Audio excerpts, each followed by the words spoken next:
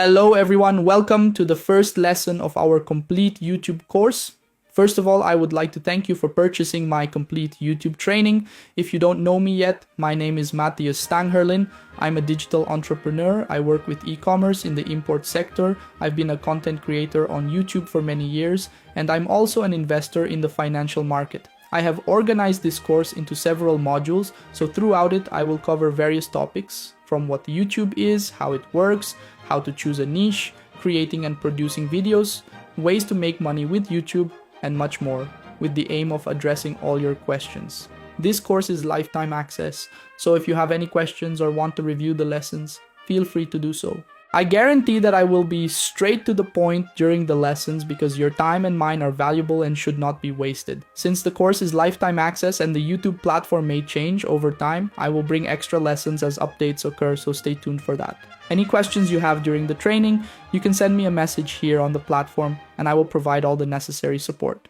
So that's it for this lesson. It was just an introductory lesson to explain how the YouTube course will work. I hope to have you with me until the end of this course. Make an effort to put into practice all the content that will be presented in this training. I'll see you in the next lesson. Thank you. Now let's understand what YouTube really is, how it works, and how it compensates its content creators. Well, to start here on the computer screen, I've created this mind map to help us understand what YouTube is and how it operates. To begin with, let's understand what YouTube actually is. YouTube is a video streaming platform where users can watch, share, and upload videos, functioning similarly to other streaming platforms like TikTok, Facebook, Instagram, and many more. However, YouTube stands out due to its vast content of long-form videos and its integration with various monetization methods, allowing content creators to generate income in different ways. In other words, when we refer to YouTube, it is nothing more than a video streaming platform that works similarly to TikTok but with different characteristics. On YouTube, it is very common to find long duration videos with full resolution as well as short videos known as YouTube Shorts. In other words, when we talk about YouTube, it is like a kind of social network for videos where you can watch, share, and publish videos on the platform. I'm here on the YouTube homepage to show you more or less how the YouTube platform works. So here on the left side, this is the homepage. On the left side, we have several options. Here, we have the homepage, which is this specific page. The YouTube algorithm, mainly for you, the viewer, tends to recommend videos that you usually watch. For example, if you often watch finance videos, the YouTube algorithm will only recommend channels related to the finance niche for you. In my particular case, it selected random videos because the algorithm doesn't know exactly what type of video I usually watch. After all, I'm not logged into any account here. If you try this with a connected account, you will see that on your YouTube homepage, only videos related to what you usually watch will appear. Besides this option, on the homepage, we also have this shorts option. There will be a specific lesson only about short videos, but I will briefly summarize what shorts videos are for you. They are basically short videos, similar to those on the TikTok platform. So you can watch some videos as well as upload videos here within this option. Here we also have the subscriptions option. We won't be able to view this option now, but basically in the subscriptions option, you'll see your history of the last videos you watched, your playlists, liked videos, and many other things. In addition to the library page, we also have this history option where your viewing history will appear, that is, the last videos you watched here on the YouTube platform. And if we scroll down here, we have other options in this Explore tab. We have trending, what is trending.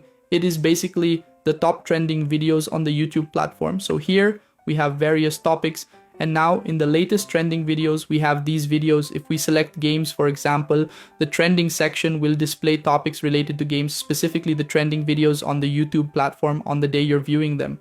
What YouTube has done is further expand this Explore option. When we go to Explore, we can explore videos on various topics. So we can view trending videos, shopping videos. When we click on shopping, it will show videos related to purchases. We also have music, movies and shows, live videos, gaming, news, and many other things. They've categorized content into specific categories. So when we use the Explore option, we can find trending videos on specific topics within the platform. Additionally, we have the option to search for channels. Just type here and click the search button to search for a specific channel. We also have the YouTube Premium option, which is basically a subscription on the YouTube platform, where you pay a monthly fee of around 20 rays to watch videos without ads. Another advantage of subscribing to YouTube Premium is that you can watch videos and listen to music completely offline. For some people, subscribing to YouTube Premium might make sense, while for others, it may not. Going back to the left side again, we also have YouTube Music and YouTube Kids. YouTube Music is essentially a music platform similar to Spotify, but in this case, it's YouTube's own music platform. We also have YouTube Kids, which is YouTube specifically for children. So if you have a child or a nephew, instead of them watching traditional YouTube, they can watch YouTube Kids. Finally, on this left side, we also have the settings option, which are your account settings. To access it, you need to be logged into your YouTube account. We also have a report history, a help option, and you can also send feedback to the platform. If you want to suggest an improvement for the YouTube platform, you can send feedback, and if you need specific help or are experiencing a particular issue, you can click on help and request support from YouTube.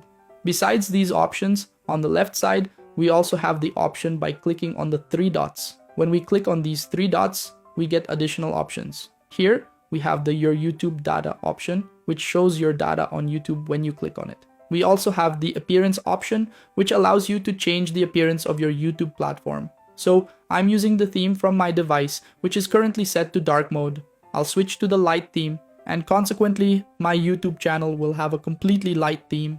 Personally, I like to use the default theme, which is the device theme, a dark theme that I find better. We can also change the language of the YouTube platform. If you click here, you can change the language. We also have this restricted mode option, which will hide all types of videos recommended for viewers over 18 years old. In other words, the algorithm will not recommend such videos to you. This can be a useful tool if you're a reaction streamer and want to avoid watching +18 videos live on other platforms. If you want to activate this option, just check this box and there's no problem at all. Besides this option, we can also change the location on our YouTube channel. So I'm currently set to the United States location. We also have this option for keyboard shortcuts, which will show you some basic keys that you can use on the YouTube platform. I'll click the dismiss button. And to wrap up, we have the settings option, help, and the option to send feedback. In summary, the YouTube platform is basically this. A platform that functions like a kind of television with various channels publishing videos daily, and it's one of the most accessed platforms in the world. YouTube pays its content creators through advertisers. For example, let me click on this video by a YouTuber named Mr. Beast, and we'll see that there's an ad playing before we even watch the video. So this advertiser is paying to host this ad on the YouTube platform, and YouTube will pass a portion of that payment to the content creator. Now we can see the content creator's video right after the ad. To better understand how content creators are compensated, let's go back to the mind map I created for you. Well, returning to our mind map, let's understand how YouTube compensates its content creators. Content creators on YouTube are paid in various ways, one of which is through the YouTube Partner Program, YPP, which allows creators to earn money from ads displayed on their videos. Monetization on YouTube is paid directly by advertisers to content creators. Of course, YouTube retains a percentage of the amount paid by advertisers, and content creators receive their share. The compensation you receive on YouTube is not fixed. It depends heavily on the number of views you get throughout the month. So if in a certain month you have a lot of views, you'll most likely receive a good amount. If in the following month you don't get as many views as in the previous month, obviously you'll receive less. Therefore, your income varies and is not fixed depending on your performance on the platform. Additionally, there are other ways to earn money through the YouTube platform. To start, the first way I've already mentioned is through ads. The main way to make money on YouTube, where creators receive a share of the revenue generated by ads shown before or during their videos. The second way you can be monetized on YouTube is through super chat and super stickers. In other words, during live streams, viewers can pay to have their messages or stickers highlighted in the chat. We also have YouTube Premium, where part of the revenue from YouTube Premium subscriptions is shared with content creators whose videos are watched by subscribers. There's also the channel memberships function. Viewers can become channel members by paying a monthly subscription to access exclusive benefits. And finally, the last way you can generate revenue through YouTube is through merchandising, where creators can sell branded products directly through the platform. Throughout this course, I will delve deeper into these income streams available on YouTube. Again, I emphasize that the compensation you receive on YouTube is not fixed. It depends heavily on the number of views you get throughout the month, as well as other external means. So, if in a certain month you have a lot of views, you'll most likely receive a good amount. If in the following month you don't get as many views as in the previous month, obviously you'll receive less. Therefore, your income varies and is not fixed, depending on your performance on the platform. So, that's it for this lesson. I'll see you in the next one, and thanks. So guys, in this lesson, we're going to understand what the YouTube algorithm really is and how it works. To begin, I'm here on the computer screen with this mind map, and we're going to understand what an algorithm actually is before we even get into how it works. The YouTube algorithm is a complex system of rules that the platform uses to decide which videos will be recommended to users. It analyzes a variety of factors such as watch time, engagement, likes, comments, shares, users' watch history, and much more. The goal is to personalize the user experience by showing videos that are most relevant and interesting to each person, helping to maintain user engagement and satisfaction on the platform. In other words, when we refer to the YouTube algorithm, or better yet, algorithms in general, we're talking about sets of rules that most platforms follow, whether it's TikTok, Facebook, Instagram, or even YouTube itself, to recommend videos to users. YouTube, like other social networks, operates based on an algorithm that is not much different from TikTok's. Most of these social networks function through algorithms because the longer a user stays on the platform, the better it is for them. For example, YouTube has an algorithm designed to keep users on the platform for as long as possible. Matthias, I didn't quite understand what an algorithm is. I'll give a basic example. If you go to your YouTube account, into the Shorts Videos tab, and start watching a few videos based on the videos you've already watched, the YouTube platform will begin recommending videos similar to those you've previously watched. That's an example of what an algorithm really is. And Matthias, why do I, as a content creator, need to know about the YouTube algorithm? The simple reason is that by producing content for the platform, understanding exactly how the algorithm works gives you a better idea of how to create the best possible video to make it go viral. That's precisely why it's important to understand how the platform's algorithm functions. So, how does the YouTube algorithm work? Let's go down here. The YouTube algorithm uses a complex set of rules to suggest the videos to users, analyzing several factors to determine the relevance and quality of the content. In other words, the YouTube algorithm doesn't rely on just one rule to base itself on when recommending a video to others. It has a whole set of rules behind it. Remember the example I gave about watch history? Based on the videos you watch on the platform, YouTube itself will start recommending videos similar to the ones you've watched. There are also other sets of rules that apply. If, for example, you don't necessarily watch the entire video, but you engage with it by liking, sharing, or even commenting, the algorithm may understand that this is a type of video you enjoy and start recommending similar videos to you. Even the videos where you have a higher watch retention, the algorithm will recognize that this content is interesting. Even the videos where you have a higher watch retention, the YouTube algorithm will recognize that this is a type of content you're interested in and will start recommending similar content. Continuing, I've separated various sets of rules that the platform uses to recommend your content. To start, the first rule, which is very important for you as a content creator to follow, is watch retention. And what exactly is watch retention? As the name suggests, watch retention is one of the most important factors that influence the YouTube algorithm. Basically, it refers to how long viewers spend watching a particular video. There are two main types of retention that the YouTube algorithm considers. So, when we talk about watch retention, we're referring to how much time you spend watching a particular video. If, hypothetically, you publish two videos on the platform and one of them has a low retention rate while the other has a high retention rate, the video with the high retention rate will be viewed positively by the YouTube algorithm, and it will start recommending that content to other people with similar interests. When we talk about watch retention on YouTube, it has two main aspects. The first aspect is retention in the first few seconds. In other words, the YouTube algorithm values the retention of the first few seconds of a video.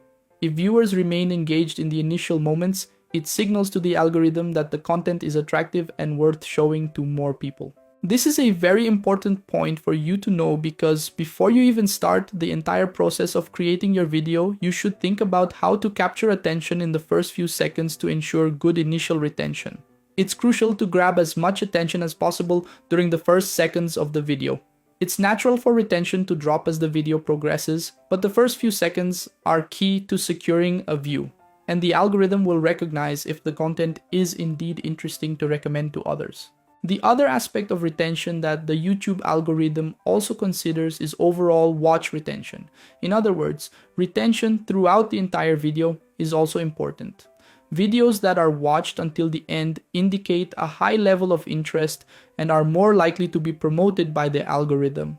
As I mentioned, retention in the first few seconds of your video is very important, but ensuring high retention until the end of the video is even more crucial for the algorithm to understand that this type of content is relevant and to start recommending it to others. This is one of the sets of rules that the YouTube algorithm relies on to recommend your videos to other people. The second set of rules is the click-through rate, known as CTR. What exactly is that? The frequency with which users click on the video after seeing it in their recommendations. A high CTR suggests that the title and thumbnail are attractive and relevant to the audience. How does this work in practice, Matthias? Well, I'm here on the YouTube homepage where we see numerous videos. The CTR, or click-through rate, as the name suggests, is basically the number of clicks your video receives. For example, if we open the YouTube homepage, various videos from different YouTubers will appear. This counts as an impression of the thumbnail. If you click on the video, it will slightly increase the channel's CTR, and consequently, the YouTube algorithm will also start recommending that YouTuber's channel due to an attractive title or thumbnail. Of course, it also needs to have good watch retention. If you combine these two characteristics, the platform's algorithm will start recommending your content even more. How can I get a higher click-through rate on my videos, Matthias? Well, one tip I can give to increase your CTR, or better yet, the click-through rate on your videos, is to put a lot of effort into your thumbnails. Create eye-catching thumbnails to attract more people to click on your videos. A practical example we can use involves two YouTube channels that publish similar content. The first channel created a thumbnail that wasn't very appealing, resulting in a low CTR. Meanwhile, the second channel made a very attractive thumbnail related to the video, and as a result, achieved a high CTR, or click-through rate. The YouTube algorithm will analyze these two videos and start recommending the content with the higher click-through rate. Therefore, this is a way to use the click-through rate to your advantage. Always strive to stand out by creating more attractive thumbnails than your competitors so you can achieve a higher CTR on YouTube. Another factor we should consider regarding how the YouTube algorithm works is the user's history and watched videos. What do you mean, Matthias? I didn't quite get that. Well, basically, the YouTube algorithm uses a channel's search history, views, and recently watched videos to suggest relevant content that aligns with the user's interests. This is a metric that we can't fully control when it comes to the YouTube algorithm. Based on this factor, for example, if you watch videos from a particular YouTuber, the YouTube algorithm will start recommending videos based on your recent search and viewing history. So let's say you've been watching videos related to finance. The YouTube algorithm will begin recommending more finance-related videos to you. In addition to watch history, there's the engagement factor, which is very important for the YouTube algorithm. When a video receives many likes, comments, and shares, the algorithm understands that it's high quality and interesting content, increasing the likelihood of it being recommended to other users. This is also a crucial factor that the YouTube algorithm considers when recommending your videos to others. That's why, throughout the video, it's helpful to ask for likes, comments, subscribers, and shares to further boost the platform's algorithm. There are appropriate times and ways to ask for engagement during the video so that it's not annoying and even makes the process fun. Another important factor that benefits the YouTube algorithm is SEO. When we talk about SEO, if you're not familiar with it, it stands for Search Engine Optimization. In other words, using trending keywords and hashtags can increase the visibility of your content on YouTube. This allows your video to be more easily found when users search for specific topics or trends on the platform. In other words, good SEO work can enhance the algorithm's effectiveness in YouTube's search engine. If someone searches for a particular video and your video has strong SEO with good keywords and hashtags, it will have greater visibility in YouTube's search engine. This is a crucial factor for increasing your views even further. In summary, understanding how the YouTube algorithm works and the important sets of rules for getting your video recommended will give you a different perspective on how to create the best video on the platform. So everyone, in this lesson, I'm going to explain what YouTube Studio is and how it works. To begin, let's refer back to that same mind map I presented to you earlier about YouTube, and I'll explain what YouTube Studio actually is. YouTube Studio, as the name suggests, is a tool for content creators to manage their channels, videos, audience interactions, analytics, editing, comment management, and much more. It offers a centralized platform for creators to efficiently monitor and improve the performance of their content.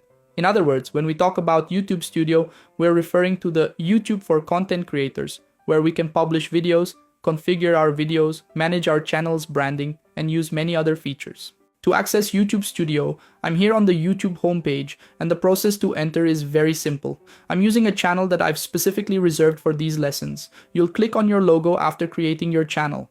It's worth noting that if you don't have a YouTube channel yet, there will be a specific lesson teaching you how to create a Gmail account along with a YouTube channel, but it's a very simple process. So, after creating your channel, these other options will appear. You'll click on YouTube Studio, which is the environment for content creators, entirely different from traditional YouTube.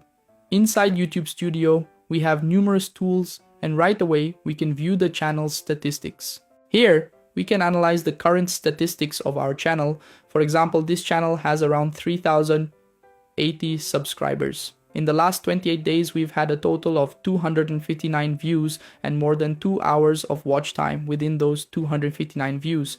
This channel has few views, mainly because I haven't been publishing videos on it. I'm not yet sure if I'll continue with this channel since it's a Minecraft channel. In fact, I'll open its homepage so you can see it. It's a Minecraft channel I created where I publish several shorts. In the shorts section, I'll select the most popular videos. Some of my videos reached over 20,000 views, 10,000 views, and so on. It's basically a channel I created as a test for something bigger later on. During this testing period, I managed to gain a total of 3,080 subscribers. Obviously, some people unsubscribed because I haven't been publishing videos, which is understandable. Here, right at the start, we can see the channel's statistics. In addition, we also have the performance of the most recent video, where we can see the number of views the video has received. For example, 51 views, the click-through rate CTR, which I mentioned in the lesson about the YouTube algorithm, and the average watch time. Another very important metric is the average watch time. If this metric is close to the length of your video, it means you had a great average watch time. Besides these options, we have the YouTube News tab, Published Videos, where we can see the entire history. Below that, we can see the most recent subscribers. By clicking on See All, we can view all the subscribers, the number of subscribers these people have, and the date they subscribed. Going back, we also have the option to view the most recent comments, where we can see all the comments on our videos. If you click on the See More button, for example, it will open the Comments tab, where you can respond to your subscribers. In this case, it's set to show comments I haven't responded to yet. If I uncheck this box, it will also show comments I've already replied to, marked with a heart, or taken some other action on. It's very important to maintain a certain level of interaction with your audience so that they become loyal to your channel. Returning to our YouTube Studio dashboard, we have these other options below the channel statistics. By clicking this button, you can access your channel's analytics. For example, we're in YouTube Analytics, where we can view more detailed metrics about our videos and our channel. There will be a specific lesson on this tool, but I'll show you a bit of how it works. Initially, in the channel statistics, we have an overview where we can see the views from the last 28 days, the watch time of our videos, and also the number of subscribers. In the last 28 days, for example, I lost a total of 10 subscribers. On some days, I gained subscribers, like on this day when I gained 1 subscriber, and on another day, I gained another one. In terms of views, YouTube shows a graph of the performance of our views. Scrolling down, YouTube displays your top content during this period, meaning the content that generated the most views in the last 28 days. Matthias, can this period be changed? Yes, it can. If we select the last 90 days, a larger graph will appear because I was publishing videos during that period. We can change the months to view another period, such as February. When applying this change, we can see that in February, I had a total of 11,000 views, 116 hours watched, and gained 65 subscribers. I didn't publish many videos in February, but if we scroll down, we'll see that the top content has already changed, displaying other videos. If I change this metric, for example, to January 2023 and apply it, another metric will appear because I was also publishing videos during that period. We can view another month like December. Remember to first select the start date, then the end date, and finally click on apply. In December, for example, I had a total of 152,000 views. This was the month when I published the most videos on this channel. As I was very focused on the performance of this test, I received many views, watch hours, and gained a lot of subscribers, totaling 1,400 new subscribers just during this period. During this time, one of my videos had 21,000 views. Within your main content for this period, another video reached 20,000 views, and so on. Besides the overview option, we also have the real-time option, which is essentially YouTube Analytics providing up-to-date information about your channel. For example, the current number of subscribers is 3,080. If this number increases, it will automatically update just like the number of views in the last 48 hours, which is currently 19. Below that, you can see the most watched videos during this time frame. At the top, you can see a bar chart showing the times when your subscribers are most active in watching videos. Scrolling down, you'll see the most recent content similar to the YouTube Studio dashboard. In addition to the overview, there's also the content option. In this tab, you can view even more detailed metrics related to your videos. For example, you can see how many people liked your videos during a specific period. Out of a total of 11,000 likes, I gained 1,100 subscribers. It's important to note that many of them subscribed during a period when I wasn't publishing videos. There are many other metrics available. Scrolling down further, you can see exactly where your channel's views are coming from.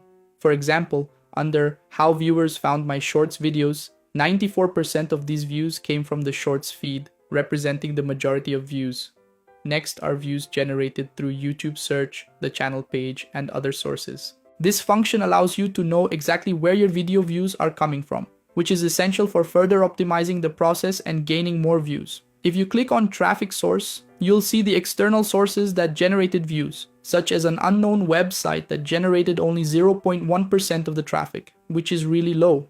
I also generated views through WhatsApp, Google Search, YouTube, and Mozilla Firefox. In the search option, you can discover which keyword terms most helped people find your content. For example, when clicking on YouTube search, terms like Minecraft, Naldinho, Sonic Shorts, and so on appear. If you click on suggested videos, you'll see the videos where your video was suggested to others. Obviously, I had few views through suggested videos, so this metric isn't very relevant to me. To conclude, we have the playlists option, where we can see which playlists generated the most views for my channel's videos. Additionally, we have other options here, like seeing who chose to view our content. In the case of shorts, this can be considered a form of CTR because the video is shown in the person's feed. For example, 289,000 people saw the video in their feed, but what really counts as a view is who chose to watch the video. Out of all the people who saw the video, 52% chose to watch it. Going back up, we can switch these metrics from content to video. It's important to highlight that videos and shorts are entirely different things within the YouTube platform. But Mateus, isn't it all video? Yes, it's video, but the YouTube platform considers videos and shorts as distinct categories. For short videos, shorts, we'll see the metrics for the shorts, and in the video option, we'll see the metrics for the videos during that period. For example, I had a total of 41 impressions, which resulted in 15 views. This gave me a click-through rate, CTR, of 31.7%, which is considered very high. I would say that this is an excellent CTR, and I also had an average watch time of 1 minute and 38 seconds. I would need to analyze the video length to determine if this is really good, but with such a high click-through rate, CTR of around 31%, it's an excellent result. It's important to note that this rate may have been influenced by the low number of impressions. If there were more impressions, the CTR would likely be slightly lower than 31%. In the All option, we can find all the metrics, such as which types of videos had the most views, which generated the most subscribers, and so on. In the All tab, we can find metrics for almost everything, such as the types of videos that generate the most views, the most subscribers, the most published types of content, where visitors find my channel, and average daily views per published video. And to conclude, in the Content option, we have impressions and how they generated watch time. In this case, I had a total of 11,000 impressions on my content, and about 36% of all my content was recommended by the platform to other people, which is very good. Below, you can see the click-through rate, CTR, across all my videos. My click-through rate is good, above 10%, which is considered a great rate. Additionally, I can see the views from impressions, which totaled 606. It's worth noting that since I had a lot of views, these were generated by shorts and regular videos. Shorts don't generate impressions, so consequently, I didn't have that many impressions on my videos. If I had published more regular videos, the number of impressions would likely be much higher. To finish, we also have the metric for average watch time per impression. In my case, the average watch time is relatively high, which is positive. We also have the audience option. Within this option, we can access detailed information about our audience. For example, we can see which channels related to the content we publish are most watched by our subscribers. At the top, we find data on returning visitors to the channel, unique viewers, and also the number of subscribers. Scrolling down, we can analyze which videos most increase our audience. YouTube shows the videos that generated the most subscribers, as well as a metric on the content your audience most frequently watches. Since I'm not currently publishing videos, this metric isn't displayed for me. Further down, we find information about the top regions that watch our videos. For example, 58% of the views come from Brazil, while the rest come from other countries. But Matheus, how are you getting views from other countries? Basically, this type of content doesn't require me to speak to be published. I'll even show you one of these videos. It's content that simply plays music and shows an action, which consequently generates views in other countries. Additionally, in the subscriber watch time metric, we see that non-subscribers tend to watch much more, accounting for about 99.5% of the views, while subscribers watch less. I believe this metric turned out this way because it was the first month of my channel, so most of the views came from non-subscribed people. You can also see if people are watching your videos with or without subtitles. Finally, we have a metric for the age and gender of our audience. Of my entire audience, 54% are male and 45% are female. Further down, we can see the average age range of the audience that most frequently watches our videos. Returning to the search option, there are other available features. This option is very useful, but it's not yet fully functional here in Brazil. If this tool improves, I'll create an exclusive lesson just about it. However, it's a very good tool because it allows you to track the search volume for a specific keyword, especially keywords in English and in other countries. Back in our YouTube Studio dashboard, we find other options. For example, we can analyze the statistics of a specific video as well as view comments. You already know how to view comments, but to see the statistics, just click on Access Video Statistics. This takes us to a page similar to the channel's analytics, but focused on a specific video. Here, you'll find all the information, such as views, watch time, and subscribers. In the Reach option, there's information about the audience's interaction with the video, among other metrics. I believe there's no need to explain each metric's function in more detail. Returning to YouTube Studio, we have the Content option, where we can manage all the videos we've published on the platform. On this page, you can set whether the video will be private, unlisted, or public. In my case, I prefer to keep my videos public because there's no reason to keep them private. If you check the selection boxes, you can also make bulk changes. For example, by clicking Edit All Videos, you can make bulk edits, such as adding a default description to all videos. In my case, I won't do this, but this function allows you to add a common description to all videos. If you want to monetize all your videos, you can also do that collectively. For example, if you monetize your channel now, you could check all the boxes, find the monetization option, and enable it for all videos without having to do it manually one by one. If you want to add all videos to a playlist, you don't need to do it manually either. Just click on Add, select the desired playlist, and apply it to all videos. In the More Options section, you can delete all videos, but I won't do that. In the Restrictions option, it will show if any video has restrictions, such as music, country, or other issues. In the date column, you can see the publication date of the videos, along with the views, comments, and the percentage of likes and dislikes on your videos. There are numerous other options available, such as editing. If you click on Edit, you can configure and customize your videos. This includes selecting and filling in a title, adding a description, and either inserting a custom thumbnail or using the default YouTube thumbnail. You can also set the video to be public, private, and so on. Additionally, you can edit subtitles, add video cards, and adjust other settings. An interesting feature is setting the audience type, specifying whether the content is intended for children or not.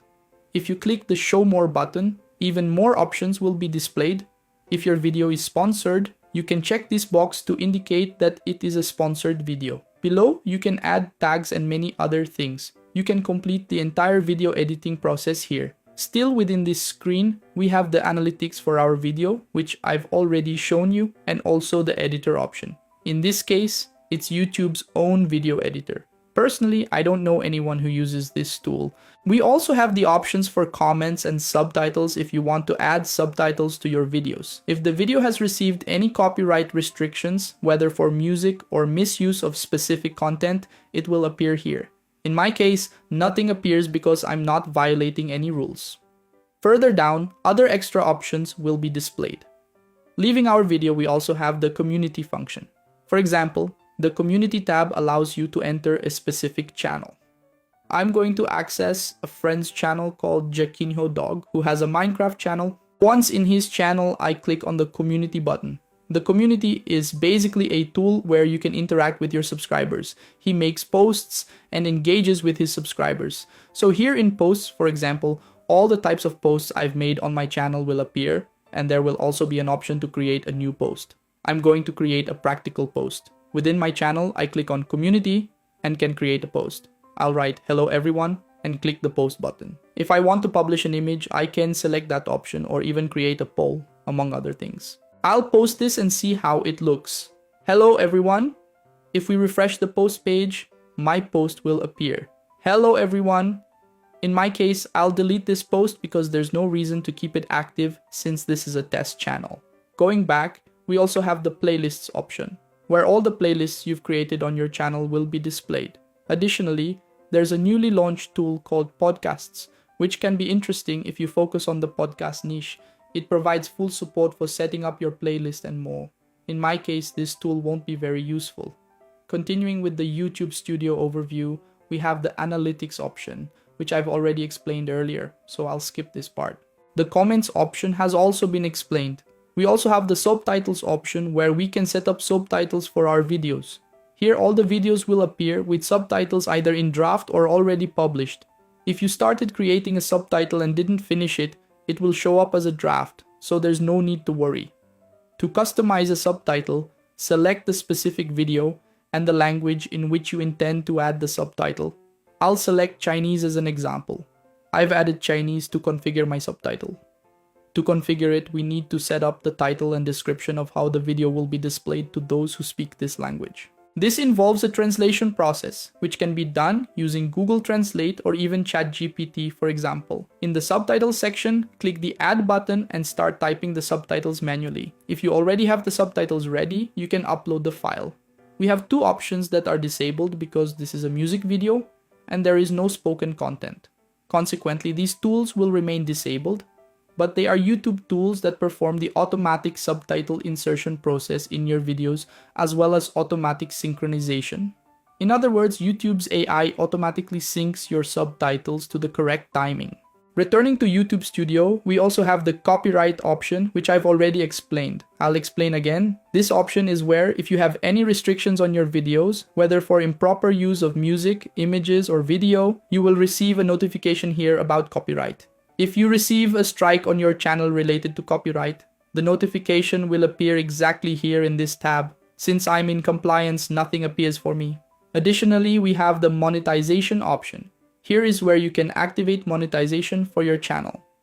In the specific lesson on monetization on YouTube, I'll explain how the monetization process works and the different income streams you can generate on the platform. I'll give a brief spoiler. How can you monetize your channel? There are two ways to monetize.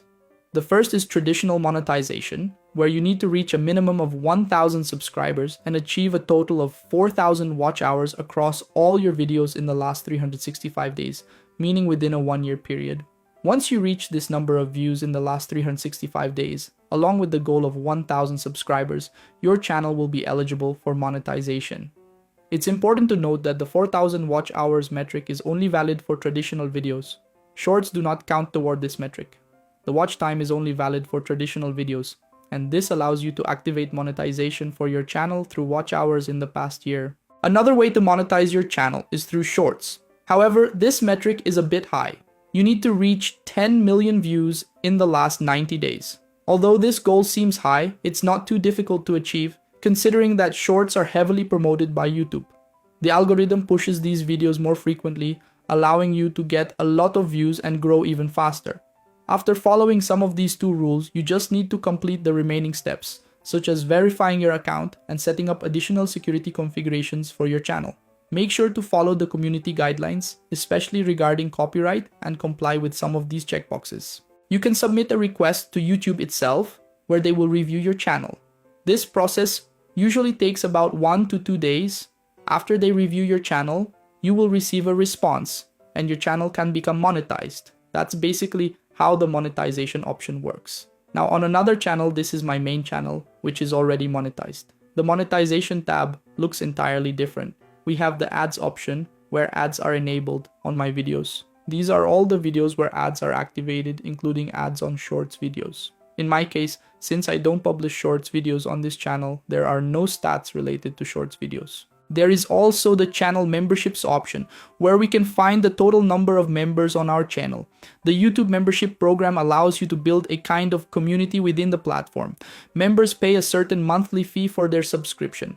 I personally charge 0.26 per month as a symbolic fee. I don't have many members, mostly because I haven't been publishing many videos on this main channel. Currently, I have only one active member. This is the revenue generated in the last 28 days just from that one member. If we look deeper, we can see which videos generated the most new memberships, which can help you gain even more members. This allows you to identify which type of video attracts more memberships. There's also the option for supers. This supers option includes super chat and super stickers, essentially donations that you can receive on your videos. I've received numerous donations, and it would be interesting if YouTube provided specific metrics for these donations. There's also a merchandise option, where you can add a store to your channel and other features. That's basically how monetization works. Additionally, we have the customization option, where we can customize our channel. Here, we can personalize playlists, videos, channel trailers, and featured videos for non-subscribers. We can also configure the channel's branding. It's possible to create a logo, a banner, and even add a watermark to videos. There are also advanced details we can add to the channel, such as changing the channel name and the handle, which is a kind of username for the channel. You can also add a description for the channel, set up links, and contact details. The contact details option is very important as it allows potential sponsors to reach out to you via email. These contact details will be found in the About section of your channel. Additionally, there's the audio library option. There will be a specific lesson just on this tool. In short, it's a tool where we can find royalty-free music completely free within the YouTube platform. Another option to conclude the lesson is in settings, which are the advanced settings related to your channel. There will be a specific lesson where I will set up our channel using this advanced settings option. In the YouTube dashboard, we also have the create option. Here you can upload videos, go live, create new posts, create a new playlist, and even start a new podcast. For example, if you want to upload a video, simply click on the upload video button. You can drag the video into this option or click the select files button to choose the video you want to publish. After selecting, you'll proceed with the configuration process. That's how the YouTube Studio platform works. I hope you enjoyed this lesson. See you in the next one. A big hug and thank you. One of the first things you need to know when you're interested in becoming a content creator is that there are two paths. What do you mean, Matthias? I don't understand. There are two paths you have to choose from depending on which direction you intend to take with your channel. These two paths are nothing more than timeless content and timely content. What do you mean by that? What on earth are you talking about? When we refer to timeless content, we're talking about content that, regardless of when someone watches a particular video, will still be relevant to them. This is nothing more, nothing less than a timeless video. Can you give some examples of timeless videos? For example, tutorial content. Tutorial videos are certainly timeless, because regardless of when someone publishes a tutorial video, it may still be useful to someone watching it many years after its publication. This is an example of a timeless video. Other examples of timeless videos include content related to stories, documentaries, channels about series, movies, cartoons, anime, and gaming channels, whether in the form of gameplay or videos related to the history of the game itself. There are countless other types of content that we can highlight as timeless content. In other words, when we talk about timeless content, we're referring to any type of video that you can publish, and it will remain relevant in the long term. Regardless of when someone watches it, the video will still be valuable to the viewer. This is timeless content. I like to use an analogy for timeless content as a kind of seed because you always reap the benefits in the long term. I've had numerous YouTube channels and one of them focused solely on timeless content. I had the mindset of posting a daily video, and the analogy I used was, I'm planting a seed today. Then, after about a year, my channel was monetized. The videos I was posting daily continued to bring in even more views for me, and consequently, my channel was monetized. It was generating a great income simply from doing nothing. This was because the type of content I was focusing on was timeless content. So, based on my analogy, I was planting seeds and over time, reaping the rewards. On the other hand, timely content, as the name suggests, is the kind of content that lasts for only a short period. Do you want some examples? Videos related to news, driven by a certain hype around the news you're covering, are the kind of content that usually lasts between a day and at most a week. In other words, only during that period will people watch your video. This is in fact timely content, as it's the type of content that will last for a short time. For example, if you're working in the gaming niche and a specific game is released, you could make a video about the announcement of that game's release. This would be timely content because after the game's release, people won't have a reason to watch your video. Another example could be if you have a channel about the geek world covering series, movies, anime, and many other things. And then a particular series announces that it will have a new season. You could make a video related to the announcement of this new season and share your thoughts on what might happen, for example. And in this case, you'll only gain views until the season is released. After the release, people won't have a reason to watch your specific video. So when we talk about timely content, it's the type of content that functions like a wave, and as a content creator, you have to ride the waves that come your way daily. And Matthias, you titled this lesson as 2 paths. Should I choose a specific path to follow for my channel? Not necessarily. A channel is only truly good when it combines both of these paths. From the moment you manage to merge your channel with both timely and timeless content, it's even better for your growth as a content creator. Of course, there are various YouTubers who only follow a single path. There are YouTubers, for example, who focus solely on timely content, like news, while others focus on timeless content, always aiming for the long term. Deciding which path you want to follow with your channel depends on your niche. In some niches, it's beneficial to work with just one path. In other niches, for example, it's beneficial to combine both paths.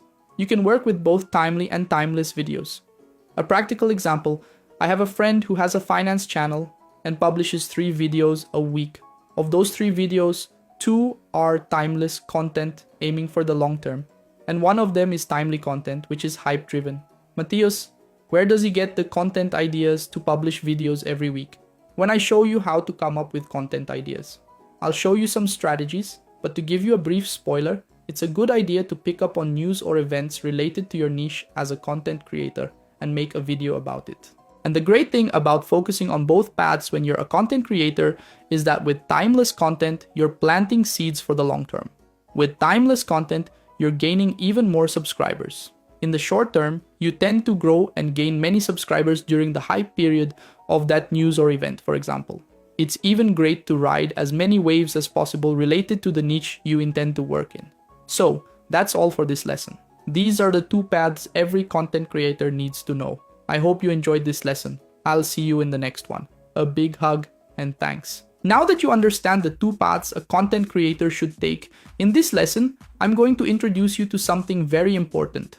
What a niche really is, the importance of defining your niche, and the characteristics needed to define a niche for your YouTube channel. So I'm here with this mind map. To start, let's understand what a niche really is. A niche is a specific area that brings together a group of people with common interests and needs. For example, someone might create a channel dedicated to topics like vegan cooking, makeup tutorials, fitness tips, financial education, or even specific video games. Each of these niches serves an audience of people looking for specialized content and relevant information on particular subjects. In other words, when we refer to the word niche, we're talking about a category of content that focuses on a group of people with common interests. We have niches for gaming content, history, movies and series, and so on.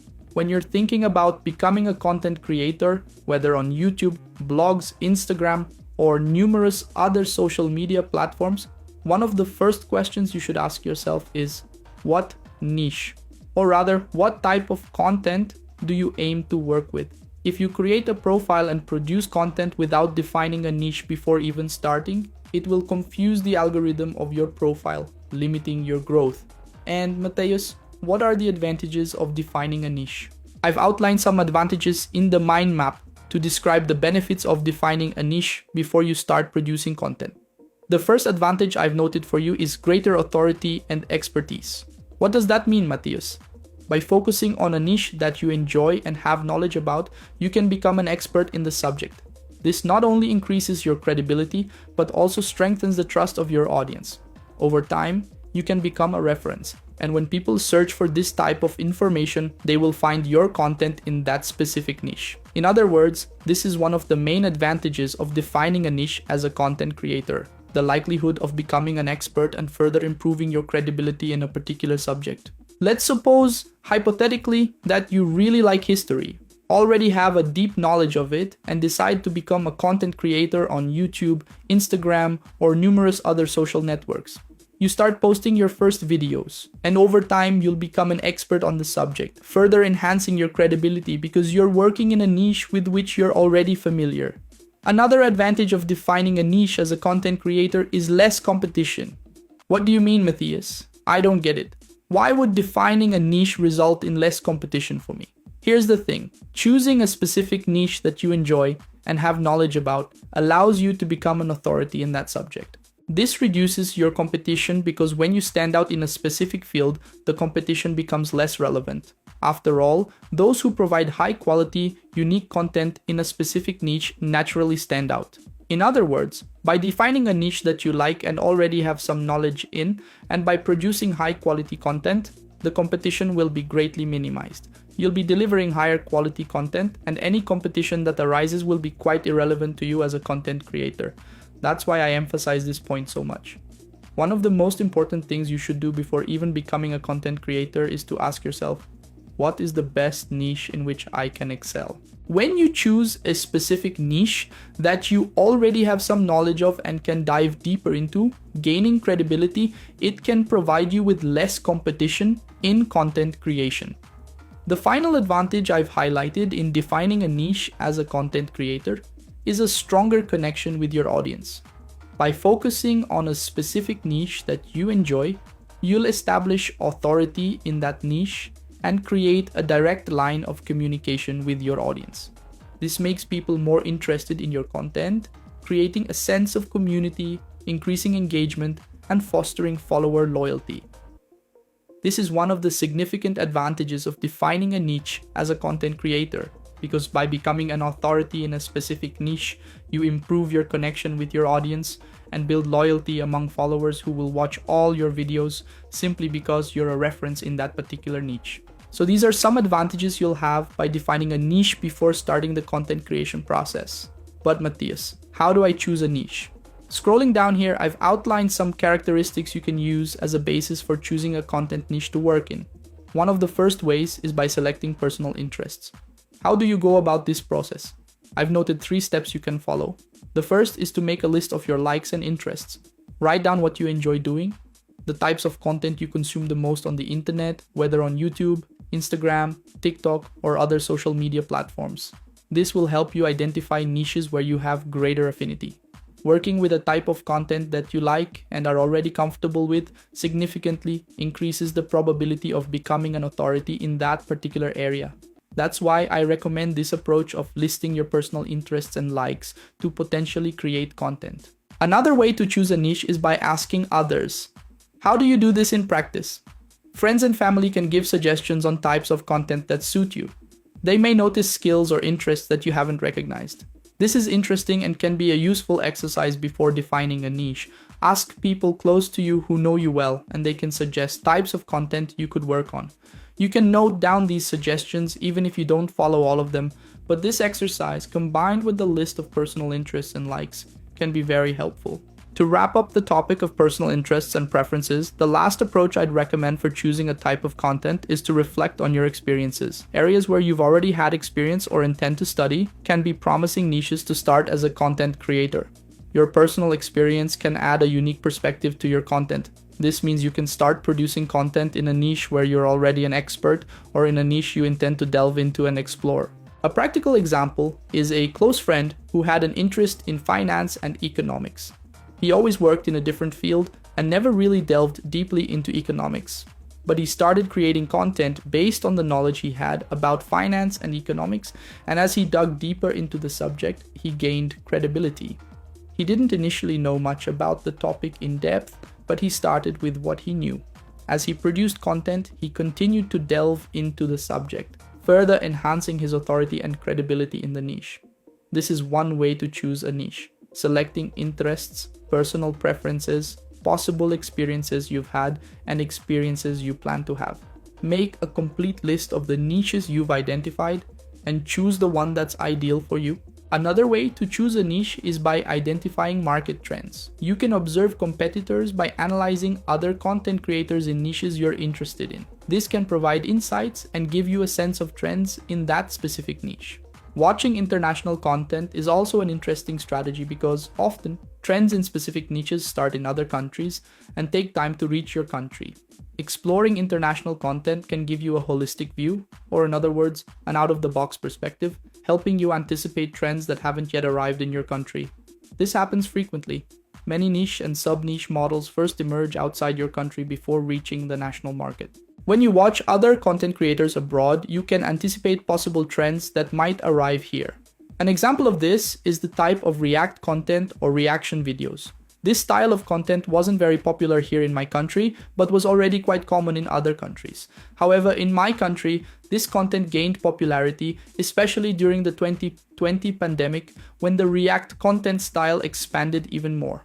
This is an example of a content niche that started abroad and then gained momentum in the national market. By watching content from other countries, you can bring trends that are already popular there to your own country. Another practical example is the dropshipping market, which involves selling products without the need for inventory. This business model, along with the related content niche, started abroad.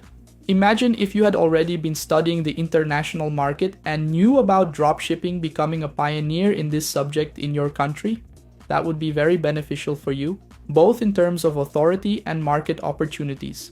The last method I use to identify market trends and choose a niche is by analyzing hashtags. You can take your list of interests and personal preferences and search for hashtags in each corresponding niche to analyze metrics and gain insights not only about the niche as a whole, but also about sub-niches within that specific niche.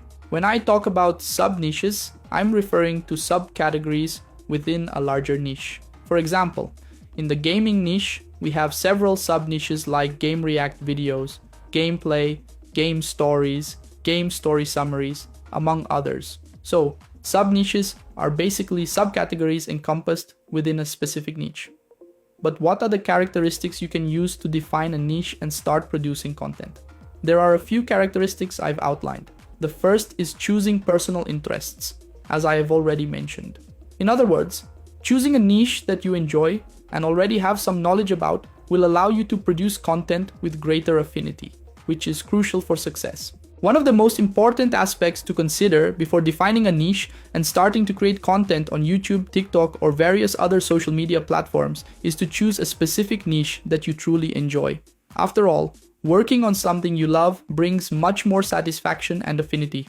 If you start producing content in a niche you're not really interested in, it's likely that you won't feel as motivated. But if you choose a niche that you genuinely like, your dedication will be much greater, which will be reflected in the quality of your content. This is exactly why it's essential to define a niche that you appreciate. Another important aspect when choosing a niche is to observe the hashtags related to that niche. Analyzing hashtags and the most popular videos within the niche helps you understand what is trending. When you search for hashtags in a niche that interests you, you can identify not only the most popular videos and trends, but also understand which content style is performing well and assess whether it's worth investing in that specific niche by also analyzing the level of competition. Another important characteristic in choosing a niche as a content creator is to create test videos. Before launching an official profile, validate the niche. Create parallel profiles to test your niche and videos, and publish these videos on these alternative profiles to validate both the niche and the content. Before launching your official profile, you can check whether the chosen niche is truly promising, as well as evaluate whether the content you're producing is relevant to the platform. Validation is optional depending on the person, niche, and video style. If the video is of good quality and ensures good retention, both initially and throughout the video, as well as good engagement, it indicates that it's suitable content for the platform. During testing, if your video has all these characteristics, it might even go viral on the test profile. If that happens, you might need to turn the test profile into an official one, which has happened to me a few times. I published some test videos on a profile, and at one point, one of those videos went viral. Within a week, it reached 100,000 views and kept growing until it hit 6 million views. That video was crucial in helping me monetize my profile, as it helped me reach the minimum number of followers and views required in the last 30 days. Initially, my intention was for that profile to be just a test, but with the video's success, I ended up turning it into my official profile. The last aspect, while not exactly a characteristic for defining a content niche, is a piece of advice. Be flexible and willing to adapt to the niche you choose. Your interests and the market can change, so it's important to always be open to adjusting your niche as needed. Strive to evolve and adapt to changes in the chosen niche, because otherwise, you might fall behind. I've seen cases of major YouTubers with millions of followers who didn't adapt to new trends and ended up losing relevance. Even with a large number of followers, their videos no longer get many views because they failed to adjust to the new market demands. In the previous lesson, you learned how to choose and define your niche before starting content production. In this lesson, I will present some niches where you can stand out. Perhaps among the niches I'll present, you'll find one that sparks your interest. I've divided this list of niches into two parts. First, we have the successful niches you can explore with a personal profile, and then we have the niches for dark channels. We'll have a specific lesson about dark channels, but to give you a preview, a dark channel is a type of channel where you don't need to show your face to create content. In the realm of dark channels, there's also a wide variety of successful niches where you can excel. Starting with successful niches for personal profiles, I've highlighted the vlog and lifestyle niche. In this case, these are videos where you share your daily routine, day-to-day experiences, and other similar content. Videos in this style can be interesting for you as a content creator on YouTube. Another very interesting and timeless niche is gaming, where you can create gameplays, game reviews, and other related activities. We also have the education and learning niche in which I've specialized. Here you can create a YouTube profile with an educational focus, sharing your skills in video form, whether it's in programming languages, mathematics, or other areas. This is a very promising niche. I've come across many nutritionists on Instagram and even on YouTube who produce educational content. I've also found physics teachers, IT instructors, and other educators doing the same. This might be an interesting niche for you to explore, as you can build your authority in this field and eventually work on selling digital products, among other possibilities. There's also an educational sub-niche, which is tutorials and tips. You can create profiles on YouTube and other platforms with the goal of creating tutorials and instructional videos. On YouTube, when you enable monetization, there's a membership feature where you can produce exclusive content for members, and you might even sell this type of content. In the monetization lessons, I'll show more about this feature, which can be a great source of extra income for you. In addition to selling video lessons, you can produce content related to tutorials, tips, tricks, and other topics. This is a niche where you can also become an authority. Just like in the educational niche, if you dedicate yourself, you can even become a reference in the field. These are some niches I've selected for you to use as a foundation for your personal profile. Now, if you want to build dark channels, what are the best promising niches? I've compiled another list of promising niches, and among these niches, I have some faceless channels that generate passive income for me every month on YouTube. For those interested in creating faceless channels on YouTube, you can explore the podcast clips niche, which is very promising. If you take these podcast clips and edit them well, you can further increase the content's engagement. It can be very interesting and promising. In fact, on one of my YouTube channels, I have a profile dedicated exclusively to podcasts. I don't make clips from just one specific podcast, but from several, based on a specific niche of people, regardless of the podcast type. Many podcasts allow you to create clips to publish on YouTube, Facebook, Instagram, and even other platforms. It's also possible to make clips from videos such as streamer live streams and regular videos. Many YouTubers and other content creators allow you to create clips. I have a close friend who makes clips from live streams for an influencer and has a profile with about 70,000 followers. He earns a good monthly income from YouTube monetization. In addition to the platform's monetization, he sells digital products on these profiles.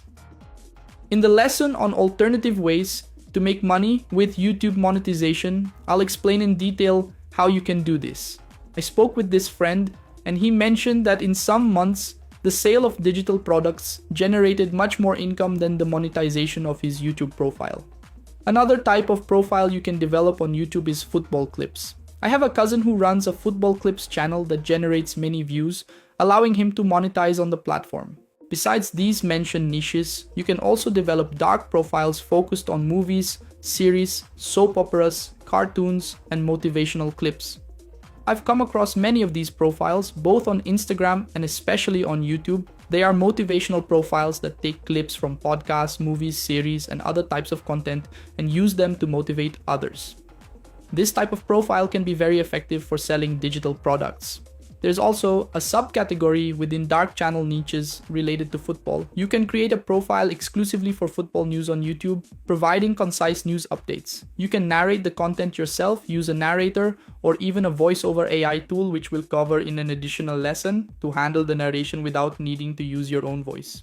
There are also faceless channels that show before and after transformations of famous people, such as singers, actors, journalists, among others. This is a faceless channel niche that, depending on the approach, can be very successful. Another niche for faceless channels is movie and series summaries, which falls under the subcategory of movie and series clips. This is also a very promising niche for monetization. Lastly, we have the game clips niche, where you can take cutscenes, gameplay footage from other content creators, or even from your own gameplay, edit them, and re-upload them on YouTube. This type of content can also be very successful. Hey everyone, welcome to another new module, and in this specific module, I'm going to talk to you about YouTube monetization, how it works in practice, how to set up monetization on your channel, and additional revenue streams beyond YouTube monetization. To start, I've put together this mind map about what YouTube monetization is and how it works. Basically, there are several ways to monetize your YouTube channel and generate revenue from your content. What are these ways? Well, I've separated them into 4 main methods. The first method is through ads, where creators earn money from ads displayed on their videos, such as display ads and video ads. Revenue is generated based on views and audience interaction. This is one of the most traditional income sources for content creators through advertisers. Depending on the number of views your video receives, you could be paid quite well. Now, there's an important point regarding advertiser earnings. As explained in previous lessons, YouTube is a video streaming platform and one of the most popular websites in the world. Because of its popularity, many people and companies want to advertise where there are potential future customers. Advertisers pay a certain amount to host their ads on YouTube. This amount is split with 55% going to the content creator and 45% to the platform for hosting the video. This means that all estimated revenue earnings are passed through YouTube, and you receive 55% of that amount. For example, I have the estimated revenue from my channel for March 2022, which totaled around 464. This was my share of the 55%. If I click here on the See More button on this page, you can then click on YouTube ad revenue and it will show the total revenue your channel generated. So I generated a total of $843. Since 45% goes to YouTube and 55% is passed on to me, what I receive here is the estimated revenue. This is how YouTube distributes your earnings to you. This applies to other revenue streams within the YouTube platform as well. I will explain more throughout this lesson, but to show you a practical example, I'm on YouTube's homepage, and if I click on a random video, there's obviously an ad. This advertiser is paying to host this ad on YouTube, and part of that amount, since I'm viewing the ad, will be passed on to the content creator. If I interact with this ad, the content creator could earn even more. This is a specific video I selected, and on the right side, we also have an ad that we can view. Returning to the channel's statistics, there are two other very important metrics you need to understand regarding advertiser payments. You can click on the See More button. On this page, you'll be able to see two additional metrics, RPM and CPM based on impressions. What do these two metrics mean? Let me explain. CPM is the cost per 1,000 impressions. It's basically what advertisers are paying to host their ads on YouTube for every 1,000 views. So, if I have a CPM of $5, will I earn $5 for every 1,000 views? No, it's not exactly like that. You don't get paid per view, you get paid based on how many people viewed your ad. There are cases where people might watch your video but not see a particular ad, and consequently you won't be paid for that. It's important to note that this scenario, where people don't see ads, is a minority of those watching your videos. That's where the other metric comes in, RPM or revenue per 1,000 views. This is the actual amount you're being paid per 1,000 views on YouTube. So in the selected period, the RPM was 0.11. This means that for every 1,000 views, I earned $0.11. If I select a different period, this value might be a bit higher. For example, let's look at February. Let's take a look at this value. It's already gone up along with the CPM. The CPM has risen to around $10 and the RPM has increased to $1.19. So for every 1,000 views, I earned $1.19. If I select another period, such as April 2021, when I started publishing more videos, the CPM dropped from $10 to $4.55, but the RPM remained consistent at $1.33. In other words, this is exactly how you can earn money as a content creator through advertisers. Another way to make money on YouTube by enabling monetization is through YouTube Premium. If you're not familiar, YouTube Premium is a subscription service that allows you to watch videos on YouTube without ads. For example, with this specific video, I don't see any ads because I'm subscribed to YouTube Premium on my main account. However, if I open an incognito window, ads will appear. Here's the video in an incognito tab, and we're already seeing an ad before the video even starts. For those who use their phones frequently, YouTube Premium allows you to listen to music with the screen off. You can turn off your phone screen and still listen to music. Additionally, you can download music, videos, and much more to watch or listen offline.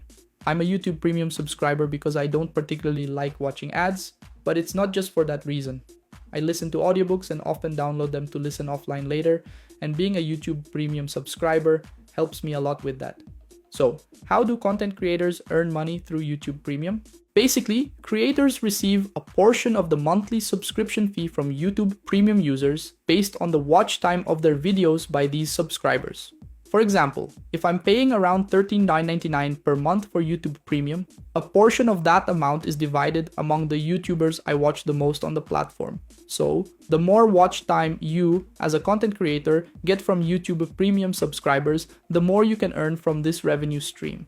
Let me show you an example in practice. I'll go back to this screen and change the date to March 2021, for example. In that month, I earned 116s.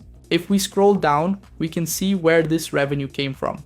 So, 106 came from advertisers, meaning from videos with ads, and 0.32 came from YouTube Premium. I've seen cases where YouTube Premium revenue was even higher than ad revenue on a channel, where someone generated around $500 from ads and over $1,000 from YouTube Premium. In other words, YouTube Premium revenue can vary significantly from channel to channel.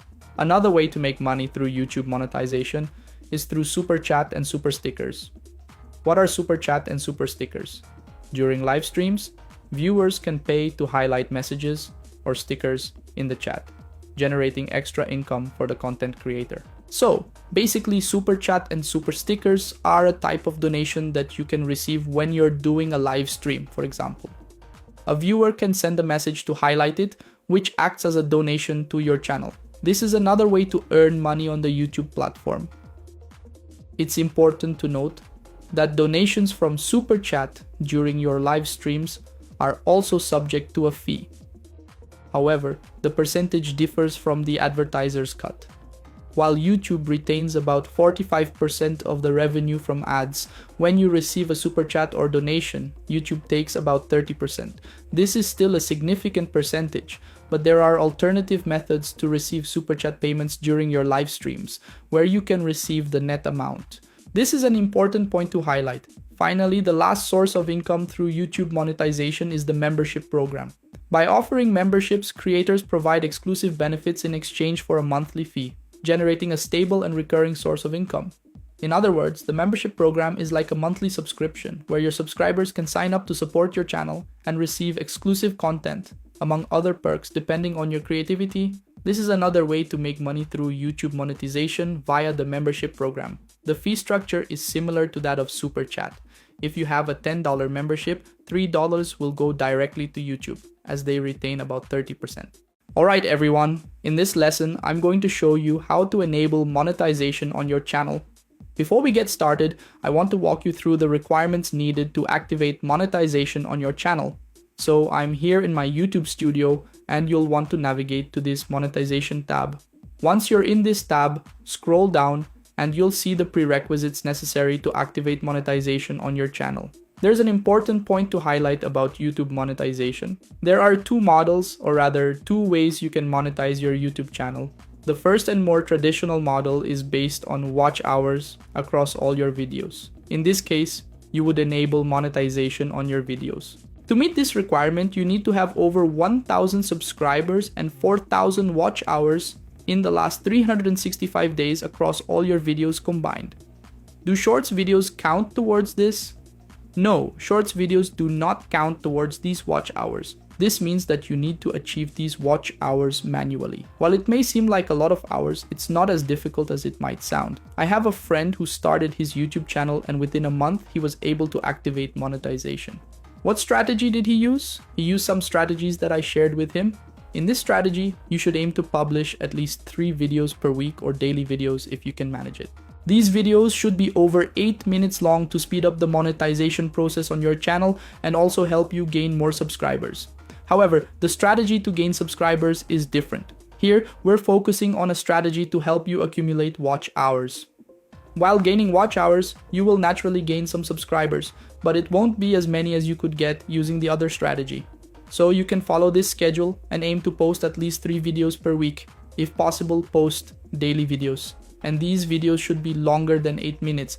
But Mateus, is it just about posting the videos? No, everyone, you need to work on ensuring that the YouTube algorithm starts pushing this content to more people so that you can accumulate even more watch hours on your videos. So you'll need to create an attractive thumbnail that generates a lot of clicks and views on your video.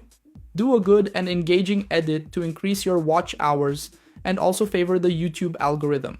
Use some SEO strategies and ask for your viewers' engagement. So you can ask your viewers to like or dislike the video, subscribe to your channel, and leave comments. Try to engage with your subscribers in some way to further boost the platform's algorithm. This way, YouTube will start recommending your videos to more people. Consequently, you'll gain a lot of watch hours, which will significantly speed up your monetization process. Got a basic idea of how to gain watch hours? Matthias, how can I quickly gain subscribers? Obviously, you should use a bot. Just kidding. You definitely shouldn't do that. It's completely against YouTube's rules. If you consider doing this and YouTube finds out, there's a high chance your channel could be deleted and it may not get approved for monetization. But here's a really good strategy that I used on a test channel. I managed to gain over 1,000 subscribers in less than a month by frequently posting shorts. If you can, post a short video daily. Shorts. But Mateus, why should I post shorts? Here's why. When you publish shorts, YouTube's algorithm pushes shorts videos more easily to other users. If you make a very engaging and attractive video, YouTube will start recommending it to more users. These users will watch your videos, and as a result, they might subscribe to your channel.